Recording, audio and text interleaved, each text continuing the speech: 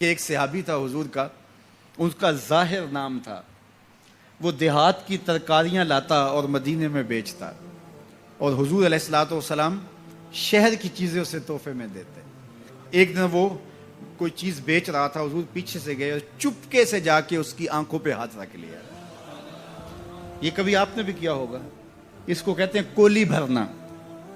جب آپ کا کوئی گوڑا دوست ہو، بڑا جانی اور جگری، جس سے آپ بڑے فرینگ ہو، تو پھر وہ بیٹھا ہو اور آپ پیچھے سے چپکے سے جا کے اس کی آنکھوں پہ ہاتھ رکھ لیتے ہیں، اور پھر وہ بولتا ہے کہ کون ہے، اور آپ یہ دیکھنا چاہتے ہیں کہ میرا نام کس نمبر پہ آتا ہے۔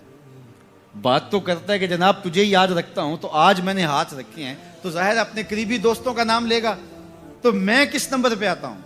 تو کسی کی کولی بھرنے کا مطلب یہ ہوتا ہے میں دیکھوں تو صحیح اس کو میرے سے محبت کتنی ہے۔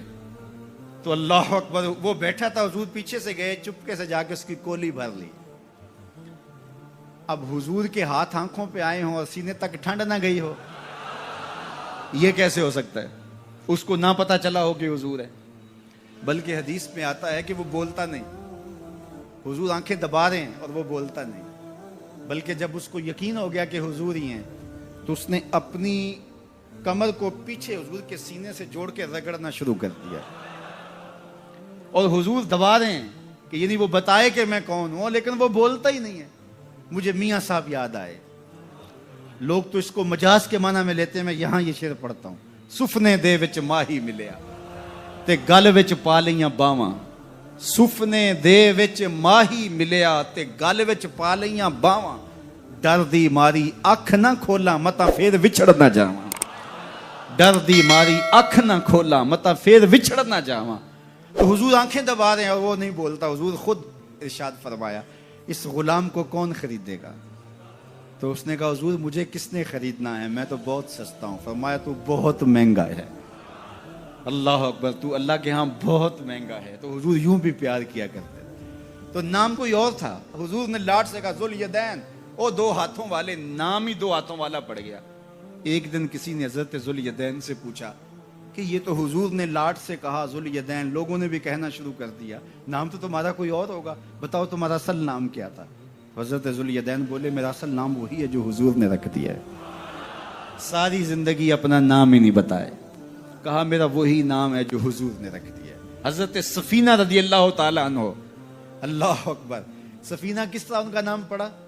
نام اس طرح پڑا کہ جب قافلہ چلتا تھا تو حضرت سفینہ جو ہے وہ پیچھے رہتے، حضور نے کہا کہ تم ذرا پیچھے رہو، قافلے میں سے کسی شخص کی کوئی چیز گری پڑی ہو تو وہ اٹھا لیا کرو۔ پھر قافلہ جہاں پڑاؤ کرتا تو وہ آواز دیتے بھئی کسی کی کوئی شے گم ہے تو وہ مجھ سے لے لے۔ تو کسی کی کوئی چیز گری ہوتی، کسی کا جوتا گرا ہوتا، کسی کی کوئی اور چیز گری ہوتی، کسی کا کوئی برتن گرا ہوتا، تو وہ ایک دن حضور نے دیکھا کہ انہوں نے بہت ساری چیزیں اٹھائی ہوئی ہیں، اور سفینہ عربی میں کشتی کو کہتے ہیں، بڑی کشتی کو۔ تو حضور نے فرمایا تو سفینہ ہے، تو کشتی ہے؟ اللہ اکبر، نام ہی سفینہ پڑ گیا۔ ایک قافلے میں بچھڑ گئے، پیچھے رہتے تھے، بچھڑ گئے، قافلہ نکل گیا، اب جنگل ہے اور کوئی رستہ سجھائی نہیں دے رہا۔ خیر کیا دیکھا کہ ایک شیر ہے، انسانی بو سونگ کے حملہ آور ہونے کے لیے آگے بڑھا۔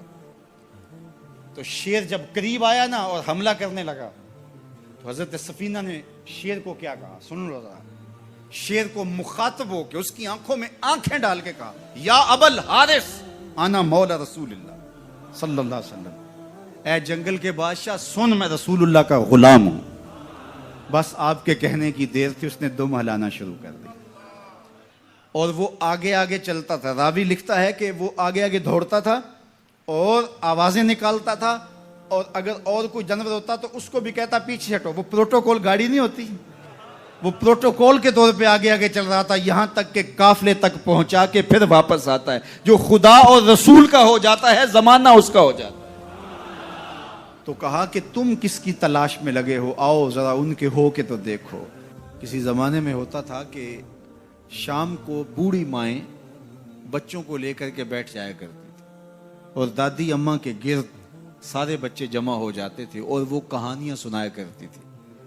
ان کہانیوں میں صحابہ کی عظمت کی کہانیاں تھیں، اہل بیت کے تذکرے ہوتے، اپنے اسلاف کے قصے ہوتے، کہانی کے روپ کے اندر وہ دین گھول کے بچوں کو پلایا کرتی تھی، اور بچوں کو اس کا چسکا، اس کا نشہ ایسا تھا کہ وہ روز شام کو دادی اماں کے بستر میں گھس جاتے اور دادی اماں ان کو دین کا سبق دیتی، اپنی روایات پڑھاتی، اخلاقیات سکھاتی، اور بچے اس درس گاہ سے پڑھ کے جب نکلتے تو پھر وہ دنیا کے جس کونے پہ بھی کھڑے ہوتے اس درس کو کبھی بھی بھولا نہیں کرتے تھے۔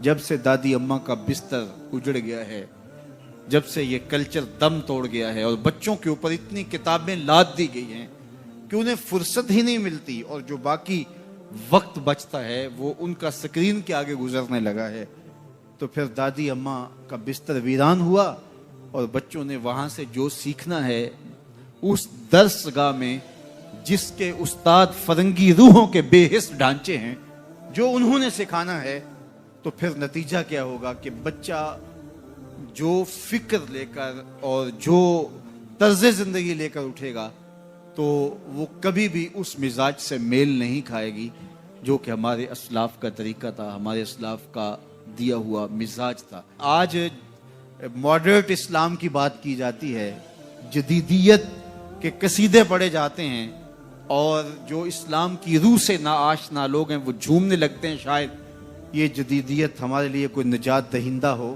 یہ ہمارے لیے کوئی پیغام شفا بن کے ہمارے اوپر نازل ہو رہی ہے۔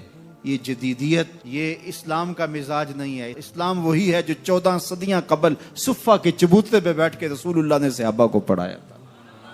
اسلام وہی ہے جو مسجد نبوی کی چٹائی پہ بیٹھ کے رسول اللہ نے درس دیا تھا، وہی اسلام ہے۔ اسلام نہیں بدلا، اور نہ ہی اسلام کے اندر کوئی ناسخ و منسوخ ہے کہ جو مشکل لگا اس کو نکال دیا، جو آسان سمجھا اس کو جو ہے وہ رکھ لیا۔ یہ خواہشات کا اسلام نہیں ہے، آرزوؤں کا اسلام نہیں ہے کہ جو مشکل لگا اس کو نکال دیا۔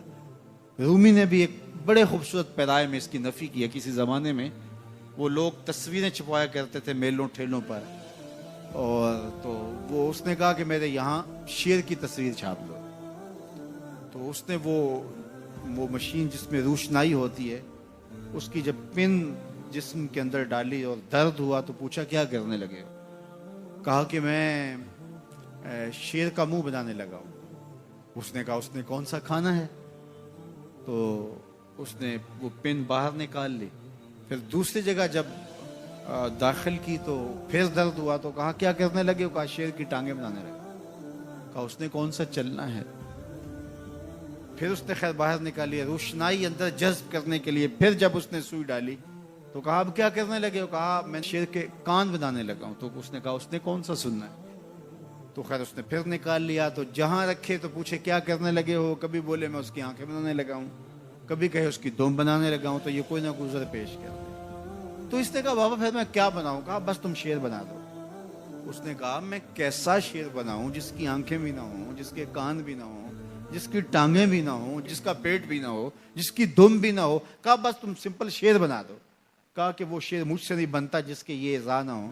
یہ اعضاء تو ہوں گے شیر بنے گا، لیکن جب بھی کوئی اعضاء بنانے کے لیے وہ سوئی جسم کے اندر داخل کرتا تو درد ہوتا، تو وہ اس درد کو برداشت نہ کر پاتا، کہتا نہیں اس کے بغیر شیر بنا دو، اس کے بغیر شیر بنا دو۔ تو میاں یہ جدیدیت کے نام سے جس اسلام کے لوگ بات کرتے ہیں، جو مشکل لگا اس نکال دیا دین سے، یہ دین میں ہے ہی نہیں، بات ہی ختم ہو گئی۔ اور آج مغرب بڑی تیزی کے ساتھ اصطلاح آگے لانے کی کوشش کر رہا ہے۔ پہلے وہ دہشت گردی کے نام سے پورے مسلمانوں کو مارا، ایک اصطلاح لے کر آئے، اور پھر بنیاد پرستی کے نام سے، اور اب جو ہے وہ جدیدیت کے نام سے امت پر حملہ آور ہو رہا ہے۔ اسلام وہی ہے جو کھجور کی چٹائیوں پہ بیٹھ کے ابو ہریرہ نے رسول اللہ سے پڑھا تھا، وہی حیا کی لپٹی ہوئی چادر ہے جو فاطمہ اوڑھتی تھی۔ اسلام وہی ہے جو مدینے کی گلیوں میں میرے حضور لوگوں کو دیا کرتے تھے۔ اسلام وہی ہے جو اسلام ہمیں آنکھوں کا حیا بھی سکھاتا ہے اور دل کا حیا بھی سکھاتا ہے، جو ہمیں تقدس مآب زندگی کا درس دیتا ہے، ہمیں عفت، پاکیزگی، انکساری، عجز اور اللہ کے حضور 5 گانا سجدوں کی تعلیم فراہم کرتا ہے۔ کوئی نیا ایڈیشن اسلام کا جو ہے وہ نہیں چلے گا۔ تو مختلف ادوار کے اندر لوگ آتے رہے، انہوں نے کئی طرزوں کے اسلام لانے کی کوشش کی، لیکن اسلام غیر متبدل نظام ہے، یہ کبھی بھی تبدیل نہیں ہوگا، یہ اللہ کی حفاظت میں ہے۔ اپنا منہ اگر کسی نے کالا کرنا ہے تو وہ کر لے، لیکن اسلام اپنی تمام چمک کے ساتھ ہر دور کے تقاضوں سے ہم آہنگ یہ دین، ہر دور کی ضروریات کو پورا کرتا ہوا یہ دین ہمیشہ لوگوں کو نور اور فیض بانٹتا رہے گا، اور اس دین کا ابتدا سے لے کر کے قیامت کے آخری شخص تک ہر شخص کی ضروریات کی کفالت اسلام کرتا ہے، اور سارے ادوار کی ضروریات کو یہ پورا کرتا ہے۔ اپنی نسلوں کی خود تربیت کرو۔ آپ ان درس گاہوں پہ یا ان دانش گاہوں پہ اپنی نسلوں کو نہ چھوڑنا۔ اگر چھوڑو گے تو پھر وہی ہوگا جو ان درس گاہوں کے پڑے ہوئے لوگ گل کھلاتے ہیں۔ آئے روز پاکستان کے مختلف وزیر کوئی نہ کوئی ایسی بات کرتے ہیں کہ قوم ان کی عقل پہ ماتم کرتی ہے کہ یہ کون سی مصیبتیں ہمارے اوپر مسلط کر دی گئیں۔ اور اب وزیر اعظم پاکستان نے جو بات چھوڑی ہے اور جس لہجے میں بات کی ہے، تو یہ جو ہے وہ معاملہ اس لیے ہے کہ انہوں نے پڑھا ہی وہاں سے ہے جو مرتب کردہ نصاب ان لوگوں کا تھا جب 1857 کی جنگ آزادی ہوئی، تو جو ادھر کے لوگ تھے انہوں نے اس کو غدر کہا، لیکن ہم اس کو جنگ آزادی کہتے ہیں۔ تو جو بھی لفظ بولے جاتے ہیں اس کے پیچھے نظریات ہوتے ہیں۔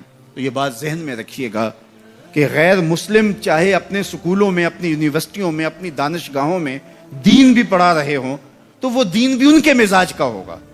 تو وہ ظاہر ہے ان کے ہاں غنیمت کا لفظ ہی موجود نہیں ہے، تو وہ لوٹ مار نہیں کہیں گے تو اور کیا کہیں گے، چونکہ ان کے ہاں یہ اسلامی اصطلاح ہی موجود نہیں ہے، تو وہ کس طرح اس کو جو ہے وہ غنیمت کا لفظ بول سکتے ہیں۔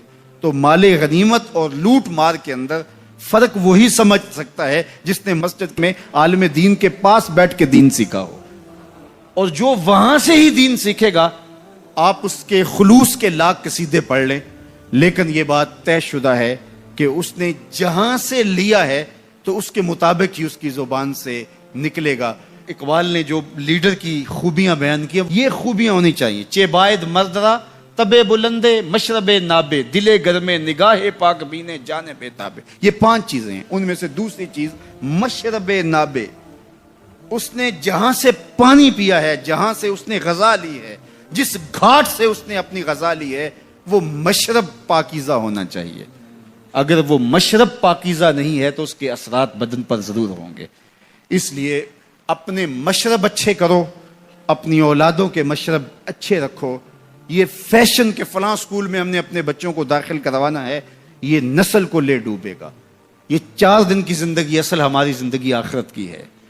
اس لیے اس دور موجود کے اندر اگرچہ اس طرح کی درس گاہیں جو ہے وہ نایاب تو نہیں، کامیاب ہوتی چلی جا رہی ہیں، جس میں اسلام کی روح کے مطابق پڑھایا جا رہا ہو، لیکن آپ کو مجبوراً کہیں بچے داخل بھی کروانے ہوں، لیکن ان کی تربیت کا جوہر آپ کے اپنے ہاتھوں میں ہے، اور کبھی ضائع نہ ہونے دیں۔ مت چھوڑ دیں کہ یہ سکول، یہ کالج، یہ دانش گاہیں، یہ یونیورسٹیاں، یہ ادارے آپ کے بچوں کی تربیت کریں گے۔ یہ آپ کی تربیت کے ضامن نہیں ہیں۔ یہ بہت سارے تو پیسے کمانے کے چکر میں ہیں، اور کچھ فرنگی روحوں کے بے حس ڈھانچے ہیں، اس لیے وہ وہی دیں گے جو ان کو دیا گیا۔ اس لیے بچوں کو از خود آپ نے دین سکھانا ہے، اپنی خاندانی روایات سکھانی ہے، مشرقی شرم و حیا اور مشرقی روایات اور مشرقی تقدیس سکھانی ہے، اور ان کو بتانا ہے، بچوں کو بھی اور بیٹیوں کو بھی، کہ تم نوکر محمد عربی کے ہو۔ تمہارا کلچر مغرب کی ہواؤں سے نہیں پھوٹتا، گنبد خضرا کی ضیاؤں سے پھوٹتا ہے۔ اس لیے ان کی اصطلاحات، ان کی ٹرمز جو ہیں وہ بھی وہی ہونی چاہیے جو اسلام نے ہمیں دی ہیں۔ اس لیے جب ہم اپنی نسلوں کو نہیں سنبھالیں گے تو یہ سب کچھ ہوتا رہے گا۔ اس لیے میں اور آپ اچھی طرح سے اپنی نسلوں کو سنبھالیں۔ اس وقتوں میں یہ فکر لگی رہی ہے کہ ہماری آنے والی نسلوں کا کیا بنے گا۔ اس وقت پوری اسلامی دنیا جس طرح ری شیپ ہو رہی ہے، اور جس طرح اس کا جو نقشہ بننے جا رہا ہے، اور مغرب اس کے اوپر جو اربوں خربوں پہ خرچ کر رہا ہے، ظاہر ہے نسل کشی کر کے بھی دیکھ لیا، اتنے لوگوں کو مارا تو نہیں جا سکتا، تو اب کیا کرو، کو ان کی زندگیوں کو تبدیل کر دو، ان کی ڈائریکشن ہی تبدیل کر دو، ان کا راستہ ہی تبدیل کر دو۔ اب ضرورت یہ ہے کہ ہم نے اپنی نسلوں کو خود ان کی حفاظت کرنی ہے۔ قوموں کے جو اجتماعی جرم ہوتے ہیں ان کی سزا قومیں دنیا پہ پاتی ہیں۔ یہ بات میں آپ کو بتاؤں، جو قومیں اجتماعی زیادتی کرتی ہیں، اجتماعی ظلم کرتی ہیں، جو قومیں اجتماعی سستی کا ارتکاب کرتی ہیں، جو قومیں اجتماعی غلطی پہ ہوتی ہیں، تو ان کی اجتماعی غلطیوں کی سزا انہیں دنیا پر ہی ملتی ہے کہ ذلت میں، نقبت میں، رسوائی میں ان کو مبتلا کر دیا جاتا ہے. لیکن قیامت کے دن جو ہم نے پیش ہونا ہے وہ اپنے اعمال نامے ذاتی لے کے پیش ہونا ہے. تو اس لیے کاش کہ اجتماعی نظم ایسا پیدا ہو جائے، اور اگر ایسا نہیں ہوتا تو کم از کم ہم اپنے تو ذمہ دار ہیں اور ہم اپنے اعمال نامے لے کر کے قیامت کے دن اللہ کے حضور پیش ہونا ہے. تو ہم ان کی صحت کے لیے کوشش کر لیں، اپنی خواہشات کو، اپنی آرزوؤں کو، اپنی تمناؤں کو اسلام کی دہلیز پہ رکھ دینا اور اپنی گردن کو جھکا دینا. یہ اسلام کا معنی ہے. ہم جو رسوم و رواج ہیں وہ بھی اپنے علاقائی رکھیں، اور کلچر بھی ہمارا اپنی خواہش کا ہو، کاروبار بھی ہم اپنے طریقے سے کریں، جھوٹ بولنا چاہیں تو بول لیں، اور ہم مکر و فریب اور دجل و تلبیسات کا بازار بھی گرم رکھنا چاہیں کر لیں. جب مسجد کو آئیں تو ٹوپی پہن لیں اور نماز پڑھ کے پھر ٹوپی وہیں رکھ کے، نماز بھی وہیں رکھ کے، دین بھی وہیں رکھ کے پھر دکان پہ جا کے بیٹھ جائیں. تو وہ میاں جو نماز پڑھی ہے وہ دکان پہ بھی ساتھ لے کے جائیں. وہ دینداری آپ کے دفتر میں بھی آپ کے ساتھ ہونی چاہیے. لیکن ایسا نہیں ہے. میں ایک بات کہتا ہوں کہ اگر اس طرح کا دین چلتا ہوتا تو ابو جہل کو کیا مسئلہ تھا کہ اس کی جھوٹی سرداری بھی چلتی رہتی، اس کا مکر و فریب بھی چلتا رہتا، اس کا سب کچھ چلتا رہتا اور ساتھ ساتھ دین بھی چلتا رہتا. لیکن اسے پتا تھا کہ دین لانے کا مطلب یہ ہے کہ بلال کے ساتھ کندھے سے کندھا ملا کے کھڑا ہونا پڑے گا. دین لانے کا مطلب یہ ہے کہ سر سے لے کر پاؤں تک اسلام کا نظم قبول کرنے اور اسلام کا طرز حیات اختیار کرنا پڑے گا. تو اسلام لانے کا مطلب یہ ہے کہ جب ہم مسلمان ہوئے تو پھر حضور کا دیا ہوا سارا نظام ہم اپنی روحوں میں اتار لیں گے. تو مجھے اور آپ کو اپنی خواہشات، اپنا طرز زندگی، اپنا انداز معاشرت حضور کے لائے ہوئے نظم کے مطابق اختیار کرنا پڑے گا. صرف نمازوں کا نام ہی دین نہیں ہے، سر پہ امامہ رکھ لینے کا اور داڑھی سجا لینے کا نام ہی دین نہیں ہے. ہماری رسوم و رواج بھی بدلنی چاہیے، ہماری سوچ اور فکر بھی بدلنی چاہیے، ہمارا طرز زندگی بھی بدلنا چاہیے، ہماری سوچوں کے زاویے بھی اسلام کے دیے ہوئے اصولوں کے مطابق طے ہوں. تو پھر اسلام کے حقیقی ثمرات ہمیں ملیں گے. ہمارا کاروبار، ہمارا نظم، ہمارا انداز زندگی اسلام کے بتائے ہوئے طریقوں اور اصولوں کے مطابق ہو تو پھر ایک خوبصورت زندگی جینے کا تصور پیدا ہوتا ہے. تو اللہ تعالی ہم سب کو اپنی راہوں کا مسافر بنائے، اور اللہ ایسے اسباب پیدا کر دے اور اس کا حصے دار ہمیں بھی بنائے، منبر و محراب کے دیگر ذمہ داران کو بھی بنائے کہ وہ ایک اجتماعی نظم قائم کرنے میں کامیاب ہوں. سب سے پہلی اس کی ضرورت تعلیم و تعلم ہے. میں تو یہ کہتا ہوں کہ بہت سارے منبر و محراب کے وارثوں کا اور وہ جو مسند نشین لوگ ہیں ان کا اپنا فہم دین ہی ناقص ہے، یعنی اپنا شعور دین ہی کامل نہیں ہے. تو جب ان کا اپنا فہم دین ہی ناقص ہوگا تو یہ کس طرح پھر ایک اجتماعی نظم کے ذریعے اسلام کی حقیقی شکل اور صورت پیش کر سکتے ہیں. تو اللہ کرے کہ اس طرح کا کوئی نظم پیدا ہو کہ شعور کی دولت سے ہم اسلام کی جو حقیقی تھیوری ہے اور اسلام کا حقیقی جو مزاج ہے اس سے پہلے ذمہ داران کو آگاہ کر سکیں، اور پھر اس کے بعد جو ہے وہ ایک کوشش اور جد و جہد کے نتیجے کے اندر ایک خوبصورت نظم پیدا ہو سکے. اللہ مجھے آپ کو اپنی رحمتوں کے حصار میں رکھ کے دنیا آخرت کی بلائیاں اللہ ہم سب کا مقسوم کرے، اور جب تک جئیں حضور کے غلام بن کے جئیں، اور جب موت آئے تو حضور کی غلامی میں آئے. سوکھا نکلے سا ظہوری جے ویخ لواں مکھ تیرا، آخری لمحے جب سانسیں ٹوٹ رہی ہوں تو حضور کا دیدار نصیب ہو جائے. اگر آخری لمحے یہ مقصود ہاتھ میں آ گیا اور یہ مقصد نصیب ہو گیا تو پھر مرنا بھی تحفۃ المومن بن جاتا ہے. نماز کے بغیر جو اپنی زندگی گزارتے ہیں ان کی زندگی میں سوائے ٹینشن اور دکھ کے اور ہو کیا سکتا ہے. خشوع کے ساتھ نماز کرنا سیکھو. نماز پڑھنے کے بعد آپ ہلکے پھلکے پاؤ گے اپنے آپ کو. رقت کے ساتھ اللہ کے حضور گڑ گڑاتے ہوئے سجدے کرو، اس کا اپنا سرور پاؤ گے. اللہ اکبر. لیکن ایک بندہ کہے کہ جناب میں نماز پڑھتا ہوں لیکن ایسی کیفیت تو پیدا نہیں ہوتی، تو شیطان اس کو کہتا ہے کیا فائدہ ایسی نماز پڑھنے کا. لوگ بھی کہتے ہیں فلاں بندے سے یہ جرم بھی سرزد ہوتا ہے، نماز بھی پڑھتا ہے، اس کی نماز کو مورد الزام بناتے ہیں. تو بندہ بھی کہتا ہے چھوڑے، نماز نے مجھے کیا فائدہ دیا. لیکن کہا نہیں نماز نہیں چھوڑنی، پہلے فرمایا نماز میں خشوع کرتے ہیں، یہاں فرمایا نماز کی محافظت کرتے ہیں، اگر کسی وجہ سے خشوع پیدا نہیں ہوتا چھوڑتے پھر بھی نہیں ہے، یہ اللہ کا فریضہ ہے۔ محدث کچھوچوی علیہ رحمہ سے ان کے ایک مرید نے کہا حضرت نماز پڑھتا ہوں لطف نہیں آتا، مزہ نہیں آتا، تو آپ نے حیرت سے کہا کہ اس کے باوجود پڑھتے تو ہو؟ کہا جی وہ تو اللہ کا حکم ہے، وہ تو پڑھتا ہوں۔ تو محدث کچھوچوی علیہ رحمہ جھومنے لگے، کہا واہ واہ تم لطف کے بندے نہیں اللہ کے بندے ہو، تمہیں سرور نہیں آتا پھر بھی پڑھتے ہو، اس کا مطلب ہے تم سرور کے لیے، مزے کے لیے، لطف کے لیے نہیں پڑھتے، تم تو اللہ کے لیے پڑھتے ہو۔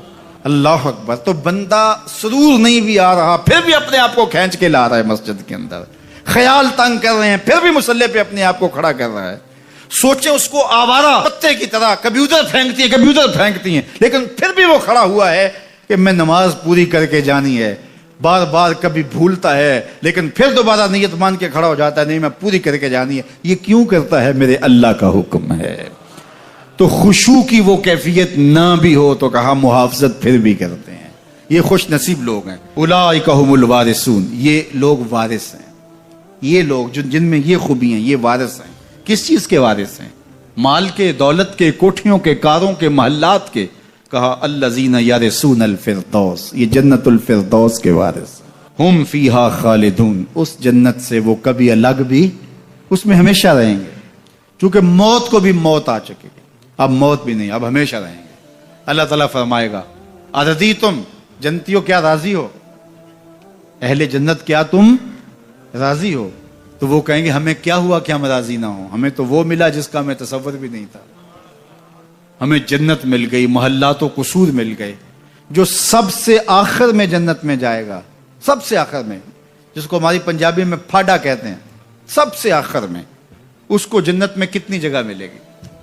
جو بندہ سب سے آخر میں آتا ہے اس کو دھوپ میں جگہ ملتی ہے، جو اس سے تھوڑا سا پہلے آئے گا اس کو برآمدے میں ملی، جو اس سے پہلے آیا اس کو اندر جگہ ملی، ایسے ہی ہوتا ہے۔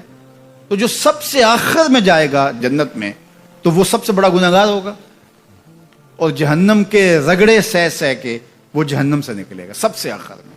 بخاری شریف میں تذکرہ موجود ہے، اللہ کے حضور حاضر ہوگا اور اللہ اس بندے کو کہے گا بتا کیا چاہیے، وہ کہے گا مالک مجھے یہ چاہیے۔ اللہ فرمائے گا لک ما تمنیت، جو تو نے آرزو کی جا سب کچھ میں نے تیری جھولی میں ڈال دیا، اب جنت میں چلا جائے گا۔ اب اس کو تو یہ ہوگا سایہ دیوار میں جگہ مل جائے تو غنیمت ہے، جنت کے کسی درخت کے نیچے جھونپڑا لگا لوں تو کافی ہے، چلو کوئی 2 مرلے کا 3 مرلے کا کٹھیا بھی مل جائے تو کافی ہے، اس کے لیے تو اتنا ہی کافی کہ جہنم سے نکل گیا۔ لیکن اس کو کہا جائے گا جا جنت میں چلا جا، اور تیرے لیے جنت میں دنیا سے 10 گنا جگہ ہے، دنیا سے، بخاری کی روایت، 10 گنا جگہ، یہ 7 بر اعظم پہ پھیلا ہوا جہاں، اور اس کو 10 سے ضرب دے، اتنی جگہ اس کی ہے جو سب سے آخر میں جائے گا۔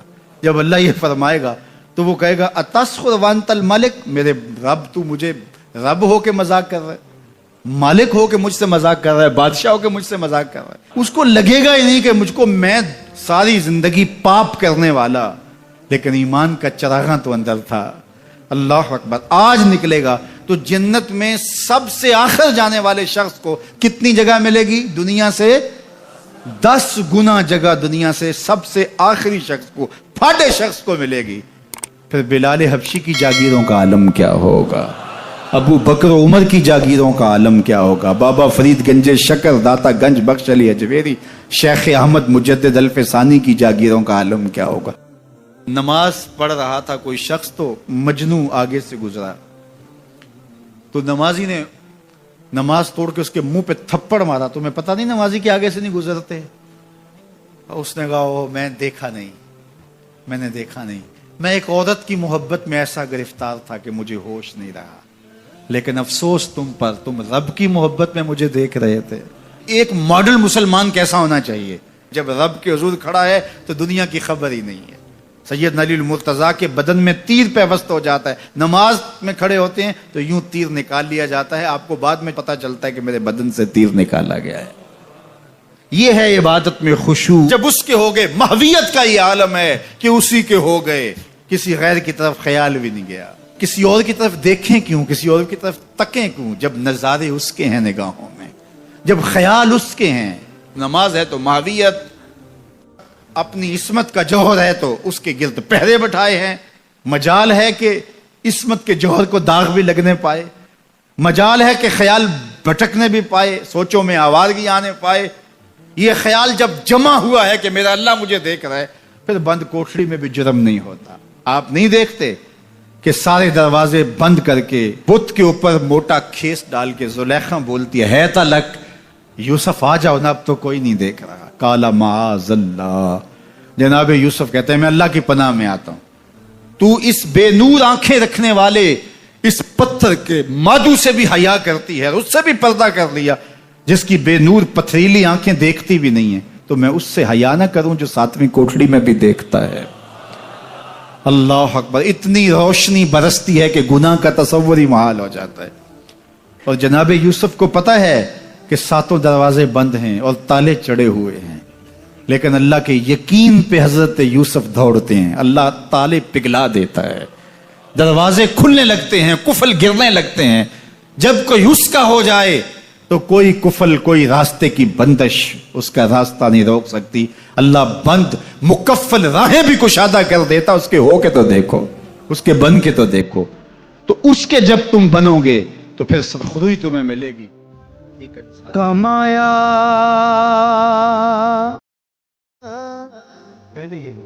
جب کوئی ایمان منزل ہوگی اس کے دیوانہ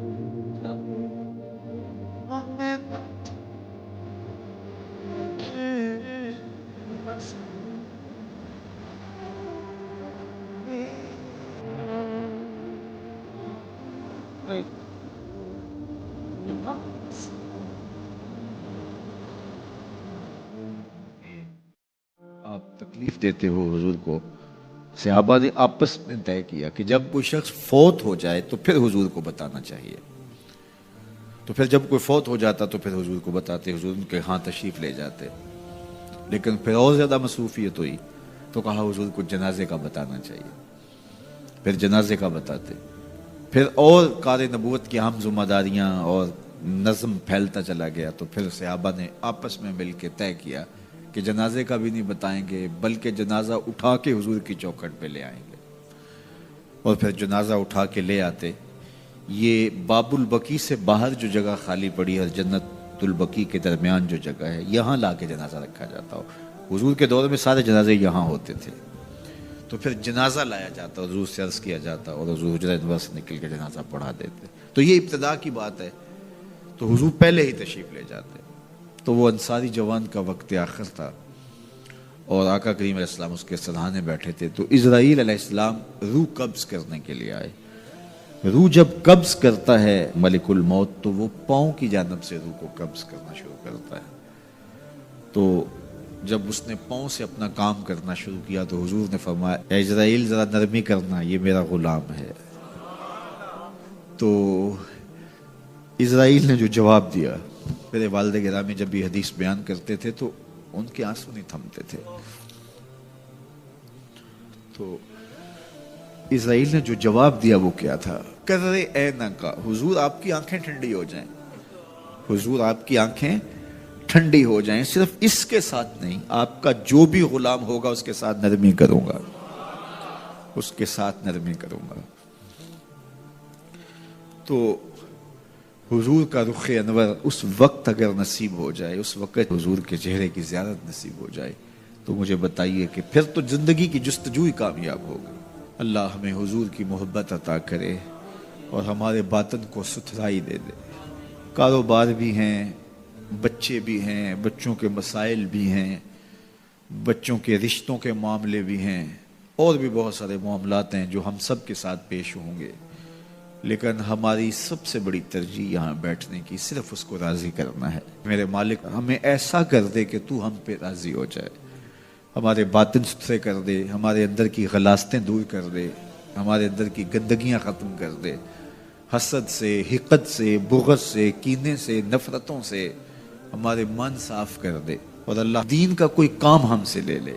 یہ دعا کیجئے گا، اللہ ہم سے ہماری استطاعت کے مطابق یہ مشت خاک کسی کام آ جائے، اس کا کوئی مقصد ہو، ساری زندگی یوں ہی جو ہے وہ گزر نہ جائے. وہ کیا کہا تھا اکبر الہ آبادی نے, کیا بتائیں احباب کیا کارنمایاں کر گئے, بی اے کیا, نوکر ہوئے, پینشن ملی اور مر گئے. یہ زندگی کا مقصد تو نہیں, یہ تو کام ایک چونٹی بھی کرتی ہے. صبح اپنی بل سے نکلتی ہے, رزق اکٹھا کرتی ہے, خود کھاتی ہے, بچوں کو کھلاتی ہے, موسم برسات کے لیے جمع کرتی ہے, کسی کو ذرا بھی نہیں دیتی. اور یہی کام انسان کا ہو, صبح کام پہ نکل گیا, شام آ گیا, سو گیا, چلا گیا, تو پھر کیا فائدہ, اشرف المخلوقات کا ہے. تو یہ دعا کریں اللہ اس مشت خاک سے کوئی کام لے لے اپنے دین کے لیے, ہم مقصد کی زندگی گزاریں, با مقصد ہماری حیات مستعار ہو. اور وہ با مقصد تبھی ہو سکتی ہے کہ اللہ رسول کی راہوں پہ گزاروں میں انسانیت کی خدمت کریں. سب سے بڑی خدمت انسانیت کی انسانی ہدایت کے لیے کوشش ہے. انسان کی سب سے بڑی ضرورت ہدایت ہے, تو انسانی ہدایت کے لیے کوشش یہ سب سے بڑی انسانیت کی خدمت ہے. اللہ ہمیں توفیق دے, اپنی پناہوں میں رکھے.